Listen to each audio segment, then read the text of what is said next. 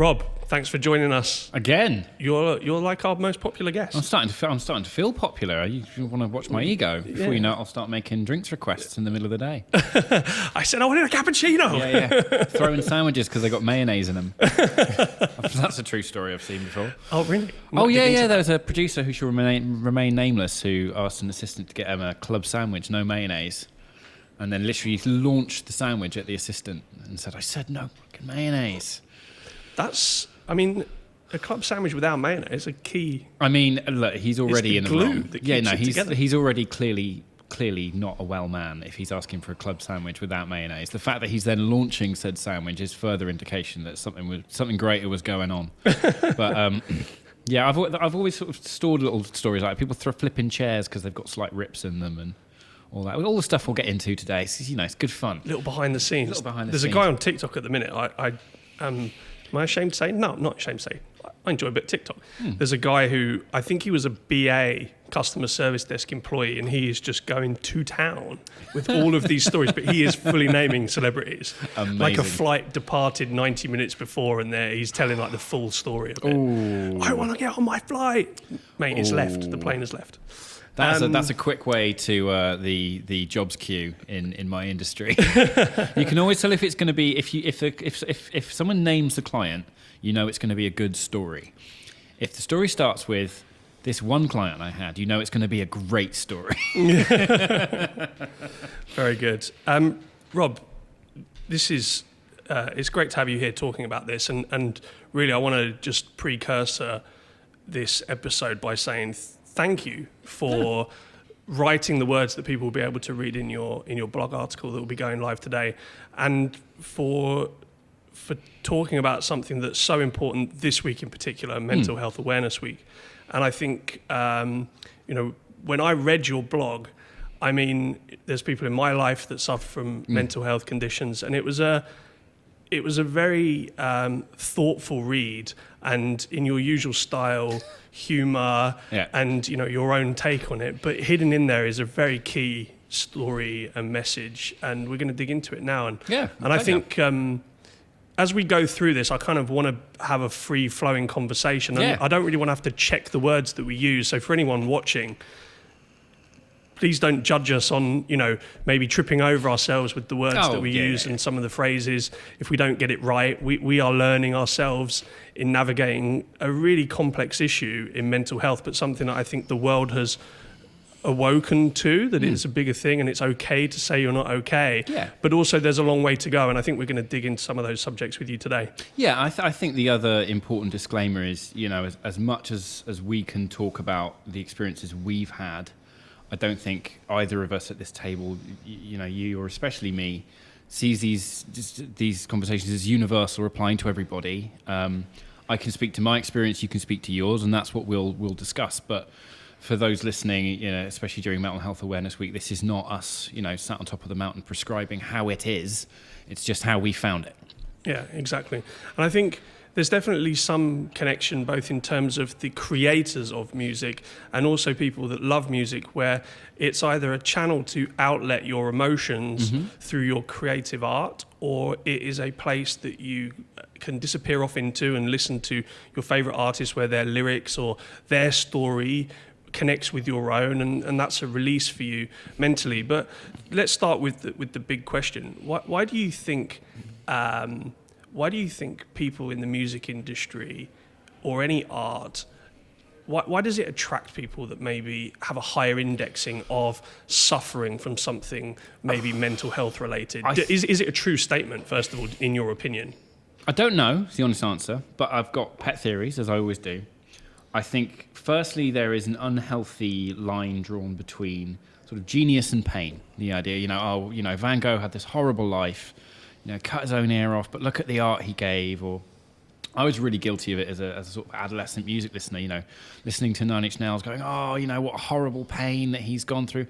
And I think that the real thing is that mental health issues and mental trauma and these sorts of things don't necessarily validate your artistic experience. I don't think it's a one-for-one trade where you have a horrible thing happen and then you're going to write a great album. I think that's a sort of silver lining we try and find around trauma in the music industry. I think realistically, one of my favorite bands, a tiny little band no one's ever heard of, they're a metal band in the early 2000s. They all met in a heroin rehab center and they did this great album. It's brilliant. And then they got back on the drugs, and the one that followed was awful. It's not a one-to-one correlation. Well, actually, what worked for them was a schedule and being healthy and all this sort of stuff.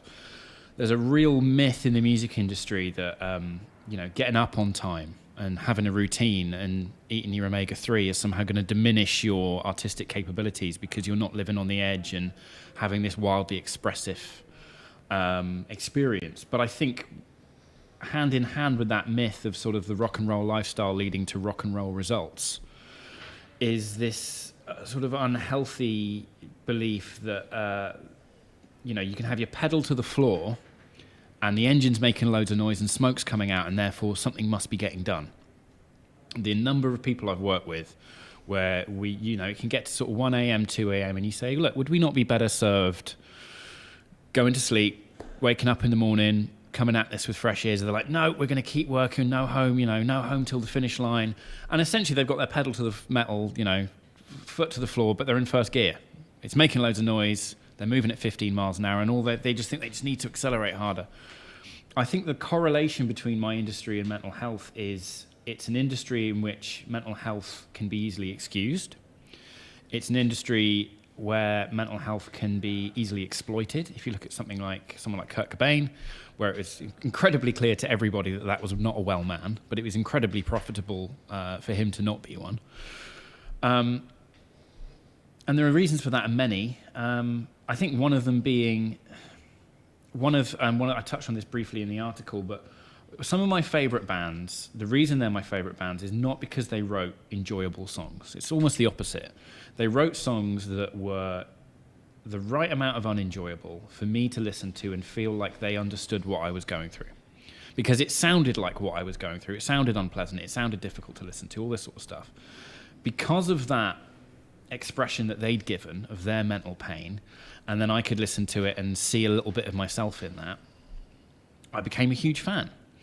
Now, as an artist, what do you do if on album 3 you're suddenly incredibly happy, but you've got a whole load of fans who are sort of there because they feel like you understand them?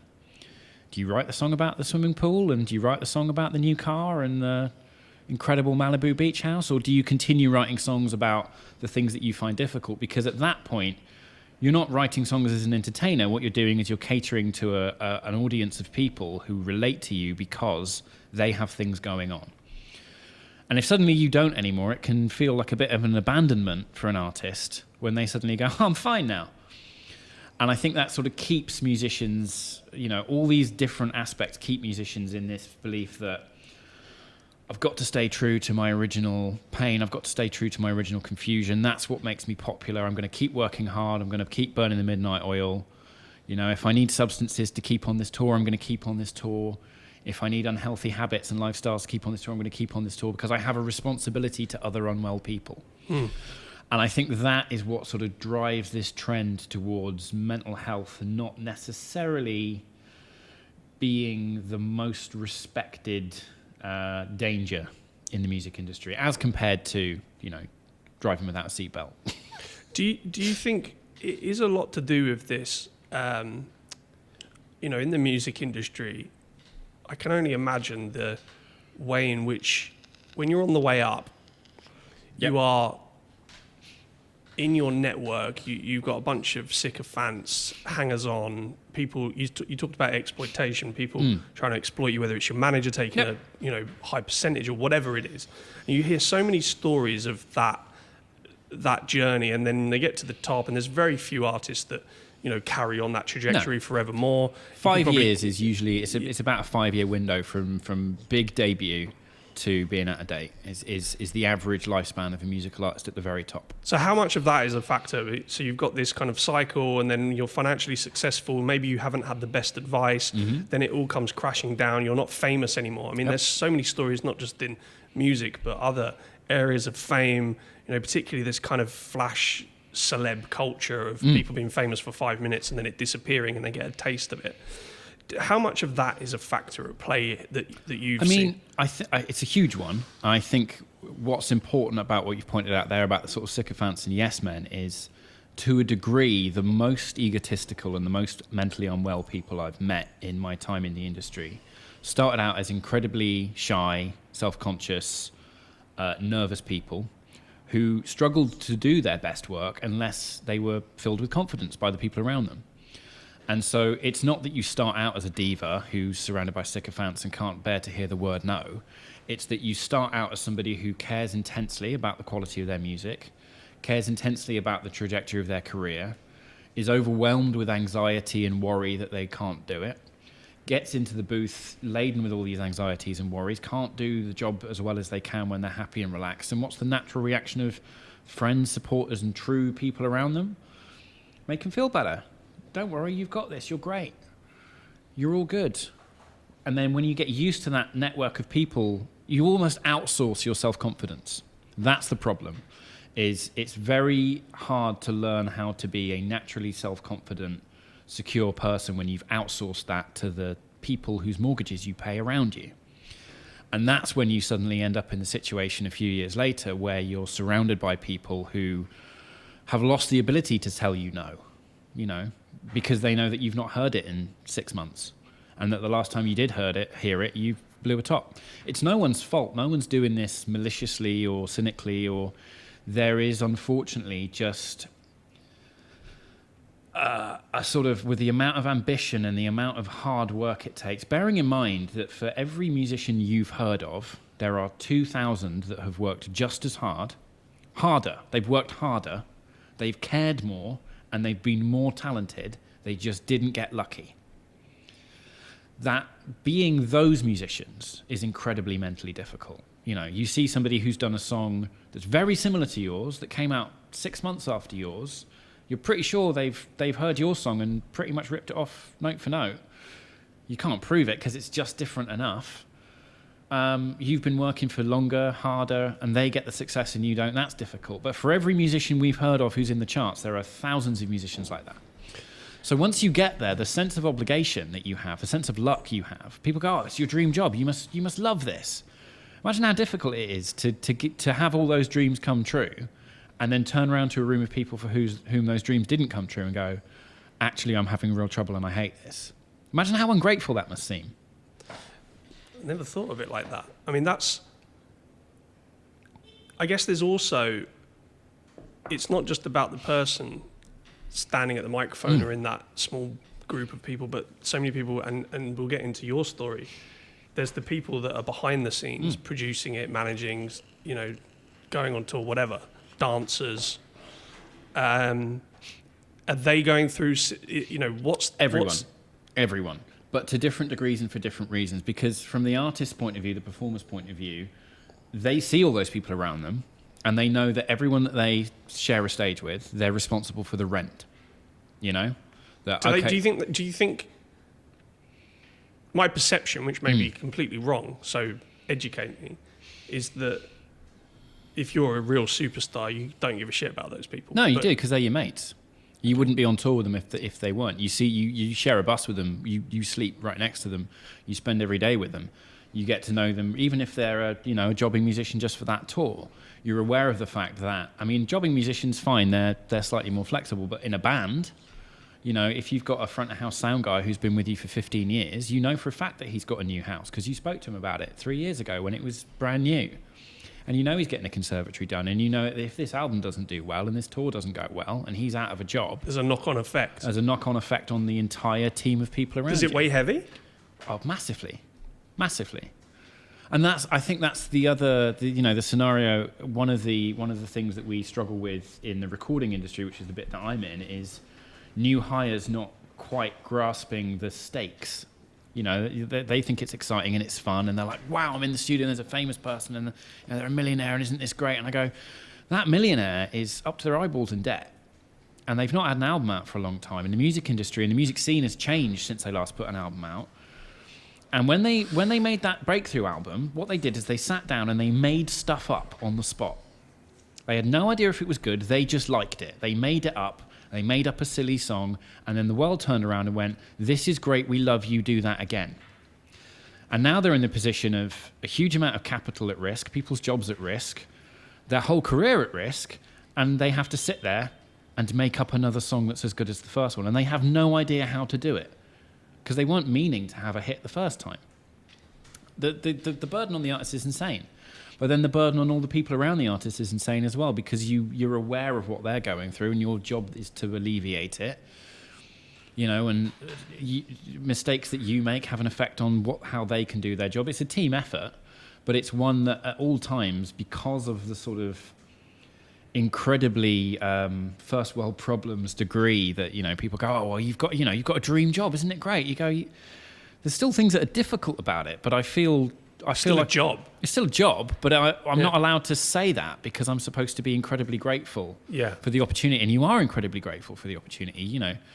The sunk cost fallacy, the amount of work you've had to put in to get where you are. You look back at all the mates you've made along the way who aren't doing that, who are working in retail and hating it and going, oh my God, I wish I could do what you're doing. And it's quite difficult to turn around to them and go, actually, I had a really, really bad day at work today. I don't know if I want to go back. Yeah, well, try working here then. Yeah, exactly. Yeah, that whole thing. Yeah. I mean, that's where I actually see that connection to this whole thing around horrendous. I mean, they have to do something about it. Social media platforms. This whole online hate piece. Yeah. And, that you haven't walked a mile in their shoes gives you a right to go on. They're famous, therefore I can say whatever I want about that person online. Yeah. And I don't know. I think I don't think as humans we're designed for a audience that size to be able to get feedback from an audience that size, because we're only human, and no matter how many positive comments you get, you'll find the one negative one and you'll dwell on it. And I don't think as human beings we're designed to interact with that many people on a personal level. Crowd of people's great when you're on stage because you can't hear them. But also they've paid money and they're generally there as a whole to support you and your performance. Yeah. Putting anything up online now, I really wouldn't do it. Yeah. Not for me. Yeah. I mean, in all walks of life, as soon as you, let's actually talk about it now. You talk in your article, and I encourage everyone to go and read it. You kind of lay bare your story, and we don't have to dig in so much to that now. But I think the one of the things is about criticism and imposter syndrome. Oh yeah. And how prevalent that is. In terms of your side of the desk, but also for the artist as well. Is that something that is a burden to carry? I think that is the number one. The thing is something only has the value that people are willing to assign to it, right? So when you start out in your industry, I started out as a runner, and I'm being paid what I'm being paid, and I'm not conscious of having learned anything. Someone just goes, do this job now instead. You don't feel any different. You don't know anything more than you did the day before, and so you go, oh, okay. And there's a lot of pressure. You sort of start doing it. The amount of gratitude that you feel for that step up, and that the sort of weight of expectation, and that sort of, oh my God, the people that would kill to do this. And there is, without a doubt, the number of people I have met who are far more talented than I am, far more studious than I am, far more punctual, far more reliable, who don't have my job. The idea that I'm doing it is frankly ridiculous to me. And the idea, the number of times, if I have a bad day at the studio, I will go, this is ridiculous. The only reason I'm being allowed to do this is because everyone's too nice to tell me I'm rubbish. If I have a good day at the studio, I'll be like, yeah, I'm a genius, great. But those are few and far between, because I tell you the thing I dread the most. The thing I dread the most is listening to something I worked on a year ago and liking it. Because that means in the entire time since I've learned nothing.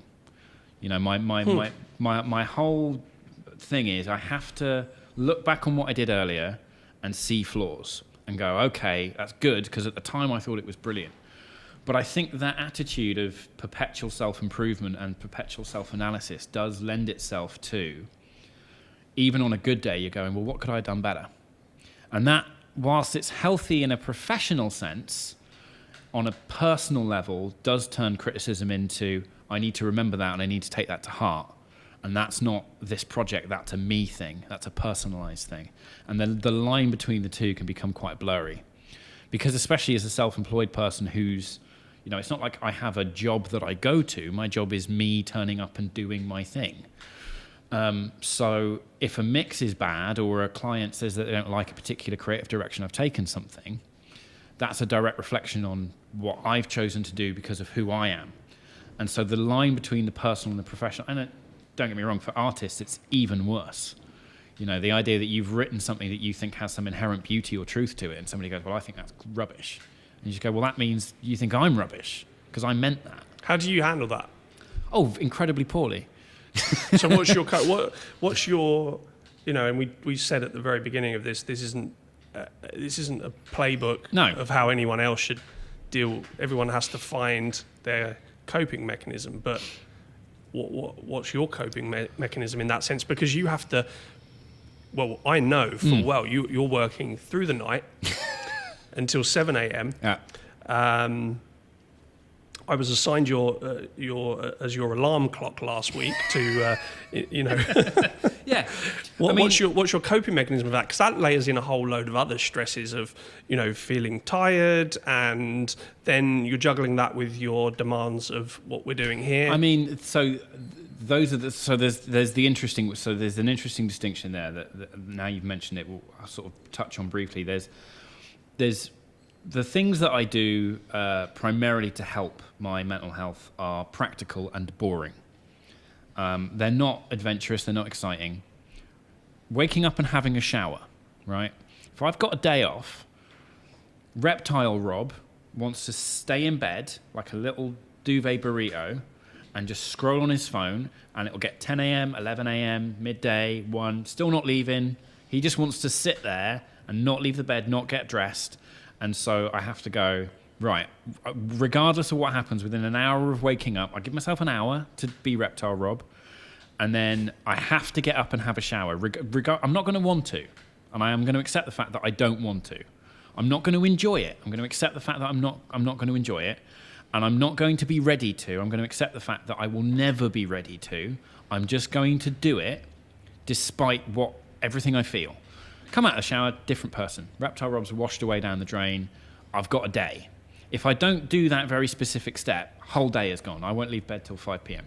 Do you manifest it then at the end of the day? Because I've done the same. The burrito image will not leave me. And you go, oh my God, I've wasted the day. Yeah, 100%. And then you feel like an absolute, I'll open the fridge and I'll be like, oh, you bought plums and you didn't eat them and now they've gone off, you waste of a person. Oh, look at this salad that you've not eaten. Look, it's gone brown. Throw that in the bin.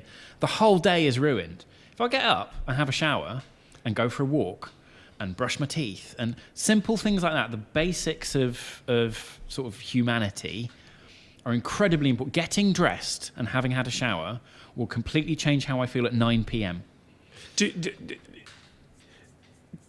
So you've shared that now, and it's very, admirable of you to share it in a public domain like that, because I think quite a lot of people struggle to share their coping mechanism. But something that I think is universal is having those confidants and those people close to you, where you do share what your routine is, that is your activation, your switch. So, do you agree? I do. Again, I touch on this in the article. Birds of a feather flocking together and all that. A lot of my friends also struggle, and we're open about that with each other. And do you help each other? Do you go? 100%. Have you had your shower? Yeah. We do all that stuff. I had a friend Tuesday last week, with a suicide attempt. It was all serious. We all sorted it. But that's, we've got WhatsApp groups, and the best thing about the WhatsApp group is if you especially pandemic times, the thing that I found most useful for dealing with social isolation, loneliness, and depression is a WhatsApp group full of the people I know who've got the best sense of humour to just be terrible, terrible people with. It's the best thing. If you're feeling a bit low, just find like a short gif of a toddler falling over, send it to your worst mates, and have a bit of a giggle. Is one of the best coping mechanisms I've had, and one of the best things about a group rather than a designated person. Doesn't rely on one person to be that. Exactly. Yeah. If whoever's free. So if there's 10 people in the group, you can guarantee you'll send a message and somebody will get back to you with some human contact. That's a tremendously useful coping mechanism I use. Getting up, getting dressed, starting the day, even if I'm just going to sit and watch Line of Duty at, midday, don't care. Going to eat at Nando's at 2 p.m., don't care. I'm up, I'm dressed, I'm clean, I'm able to do stuff. But with the hours thing that you're talking about, that's where the practical problems come in. Yeah, what is your 9 a.m.? I don't have one. Theoretically, I don't have one. Yeah. So tonight, I got up this morning at 8, got here for 9:30. Show off. First time in 6 months. Mate, I almost fell over when I walked in earlier. I mean, I'm not a morning person by any stretch, but I almost collapsed on the floor when I saw you This is the sitting first there. shift I've done in a while where I've not been working the night previously. But tonight, I've got an 8 p.m. start with a UK drill rapper. I'll go through to 7 a.m. And I'll get home at sort of 8 a.m. and I'll have to go to sleep. I mean, is it a rule that you can't record drill in the hours of light? It must Surely be. It must be. There must be some sort of UK culture secretary edict passed down. That it's fine to record it, but not when the sun is in the sky. Yeah, I mean, it is challenging to almost have that clock. It's almost like jet lag. Oh no, so I'm permanently jet lagged. But I think that's a situation unique to being an engineer and doing studio recording. I think for anyone else, the things that have helped me the most and the things that I look forward to the most are the boring things. They're not exciting, they're not adventurous, they're not cool. Brushing your teeth, having a shower. And ridiculously, those are the things that are most helpful. And if I were able to have a routine, oh my God, I'd hate it. I'd hate every second of it. But my God, I would enjoy it. Let's pivot to music and as a coping mechanism. And I think in two ways.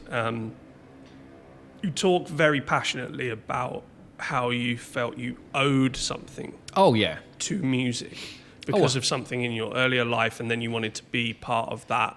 Talk us through that. Tell us that little bit of your story.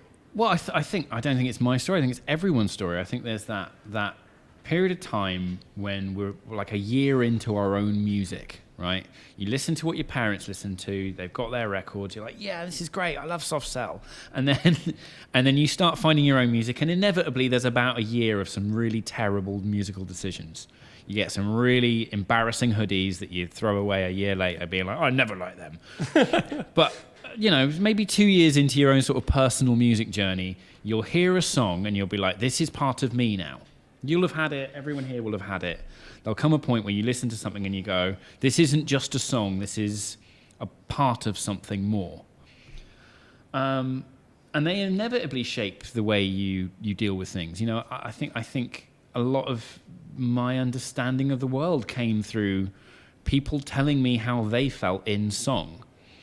And me understanding it and going, I get that now. And even when I didn't get it, I'd keep listening to it and I go, oh, okay, I kind of get it. And then 10 years later, when I listen to it again for the first time, I'm like, oh, okay, now I get it. But that sort of level of communication, that sort of sub-verbal communication between two people that can go across, half the planet or whatever, is an incredibly special thing. I remember, and this is super cheesy, but I'll touch on it briefly.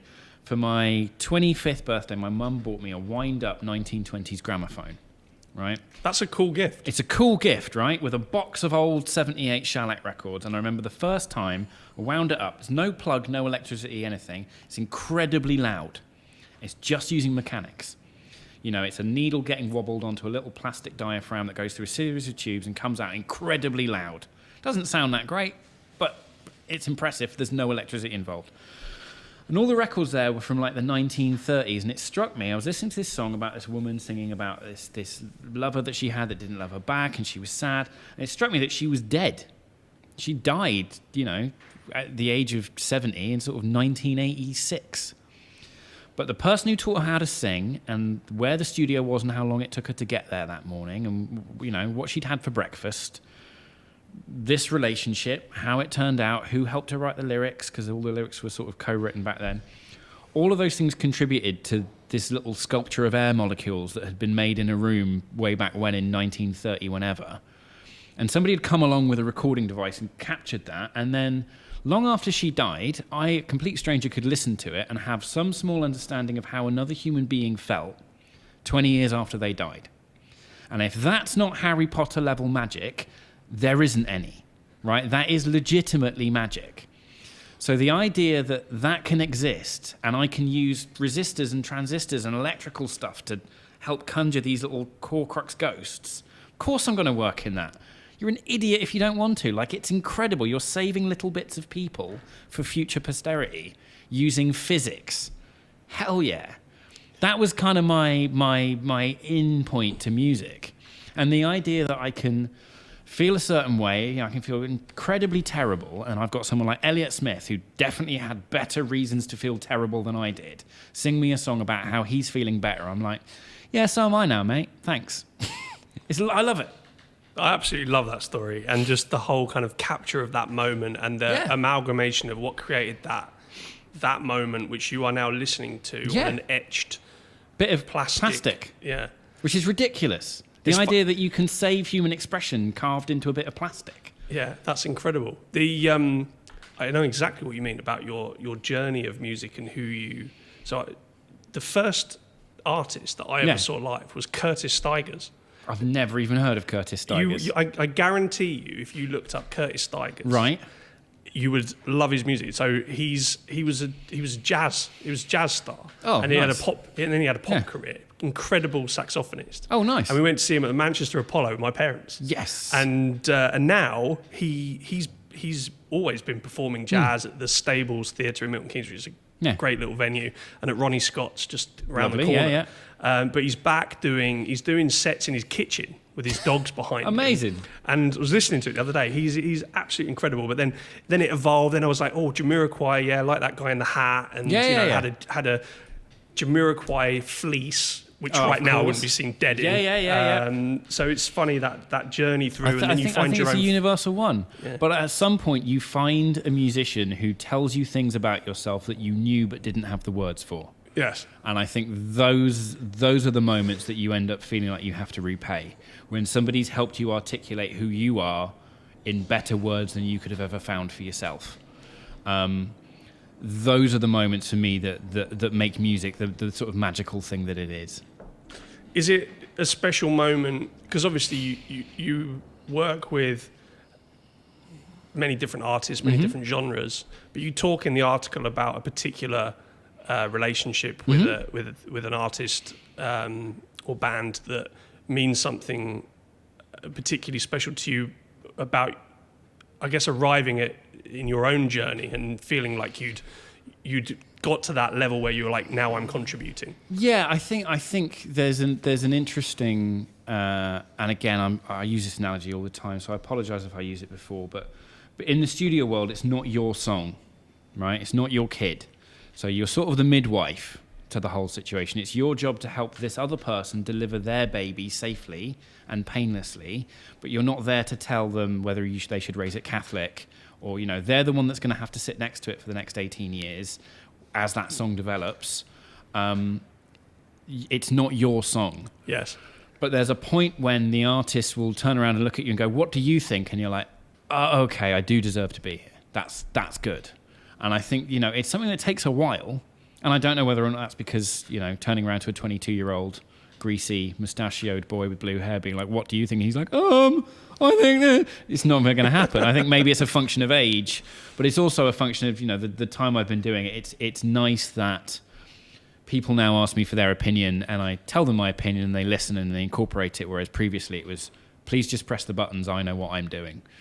But you're allowed to talk about that moment where you kind of flipped from being the assistant engineer to being the that was a strange one. So that was I was assisting at the incredible Rack Studios, which was established by Mickey Most, the 1960s recording producer, who made so much money in 1 year that his accountant basically said, "Look, you can pay this much in tax, or you can spend it."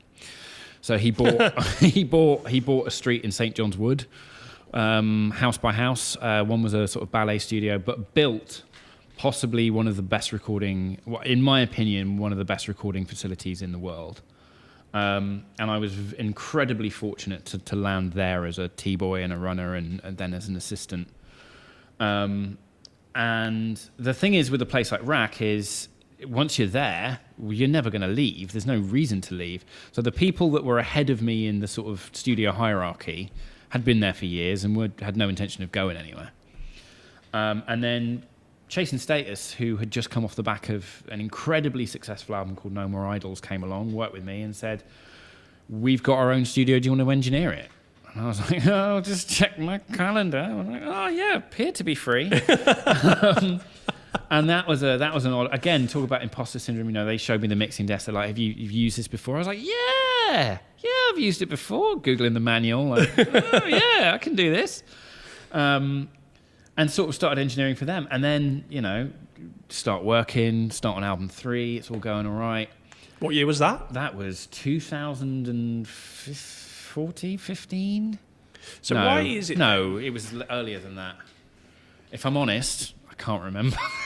but and why is it then, with that validation and all of the validation since? Why is it? And this is more of a kind of a rhetorical question rather than something, because I don't know the answer to it. Why is it that you and we and anyone continue that perpetual self-doubt and imposter syndrome? Because you've had the validation, surely you are what you are. I think there's the two schools of thought, isn't there? What's funny is there's the cognitive dissonance that I hold, where I always say to my assistants, now that I've got assistants and stuff, I'm like, if I ask you to do something and you can't do it, that's on me.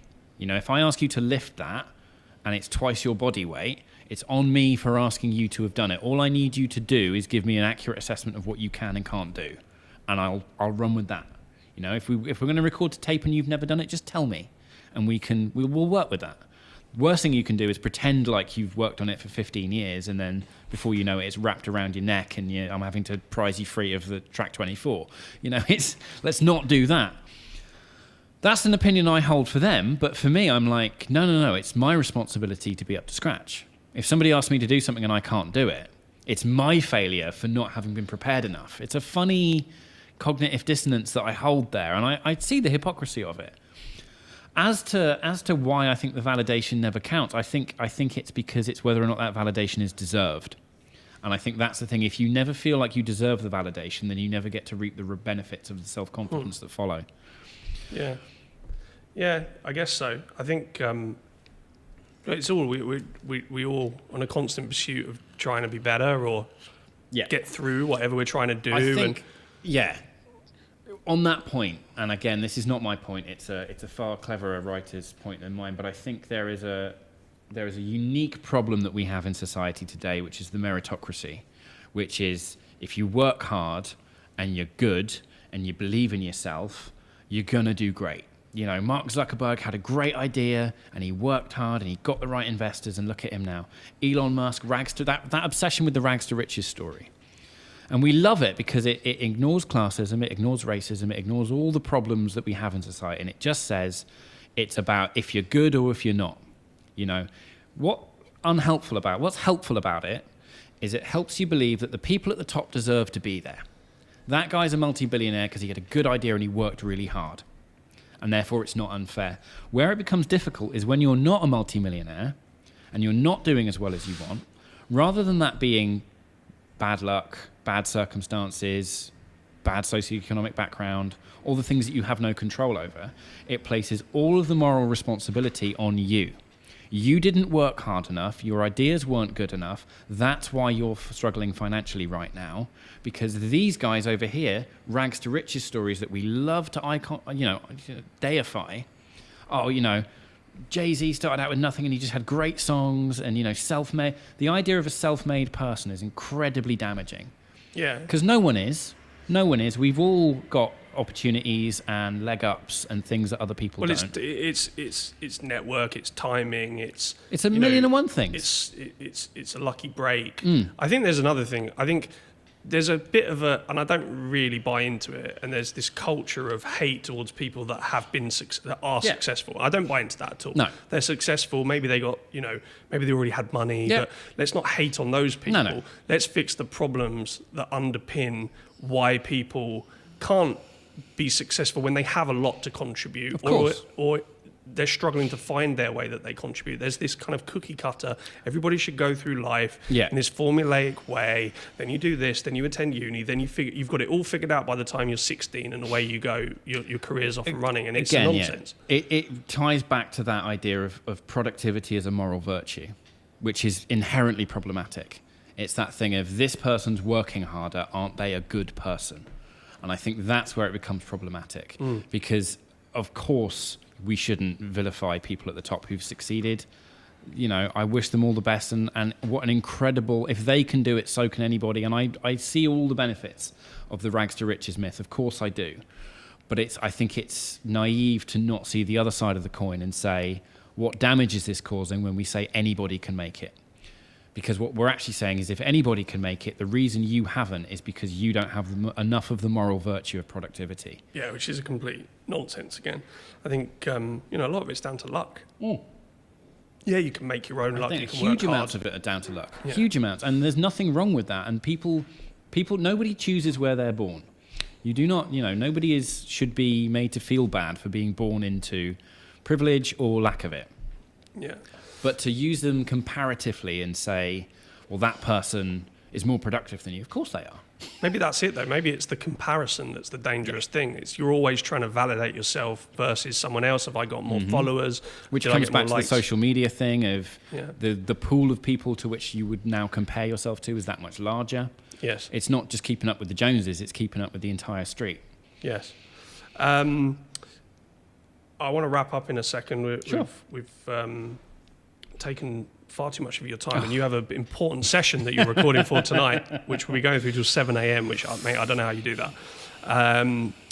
You make this point in your and I think you argue against it, and that is that great art takes great sacrifice. But in your head, great sacrifice therefore must automatically create great art. Just talk about that a second. I think because it's a great quote. I think for a long time that's been the prevailing myth. It comes back to that thing I said earlier. Van Gogh. Oh, what a horrible life he had, but what great art we got out of it. And I'm like, well, did you see the art he would have made if he'd had a nice life? Beethoven. Oh, such a tortured soul. Like what great music we got from his pain. I'm like, well, we don't know because we don't know what he would have written if he'd actually been all right. I mean, a lot of those people weren't famous or wealthy or anything when they were alive. Their fame and their wealth has happened because they became classics. 100%. Van Gogh, as far as Van Gogh knows, he died penniless and unappreciated and hated. But that myth that great art requires great sacrifice, and therefore great sacrifice must equal great art, has been, I think, the prevailing mistake that I've seen most musicians make. The idea that the long way round, the painful way round, will be worth it in the end because great sacrifice equals great art. And it's just not true. Especially, I've had the privilege of working with people like Nile Rodgers, who just goes, oh yeah, I wrote that in 30 seconds. Yeah. And he goes, and it's he's a beast. Yeah, he churns out a catchy 100%. But then he's gone, there's been other songs, and I didn't even think it was that good. I just let it go. And then there's been other songs that I was sure were a hit, and I laboured over them for 6 months, and they just disappeared without a trace. I think some art just falls in your lap from the sky, and you can't question it. Other art, you've got to dig from the frozen ground with your bare hands. But there's not a correlation between the way you make it and the way it does. That's the great roulette wheel of destiny and user preference and all that sort of stuff.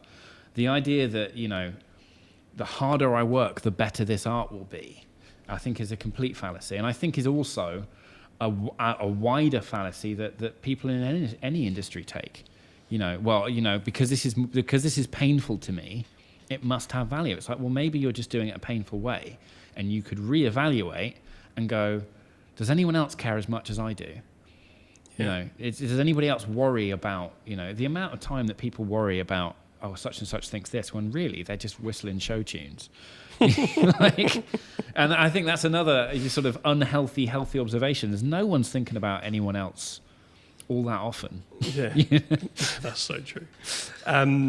Just to finish up, you've done a playlist for us. I have, yes. Tell us a few little highlights, then people can go and dig in and explore themselves. So it's got my sad boy anthems in there. It's got my everything. What's your top sad boy anthem? Oh, anything by Elliott Smith. Elliott Yeah. Smith is the most underrated songwriter of the last century. He is incredible.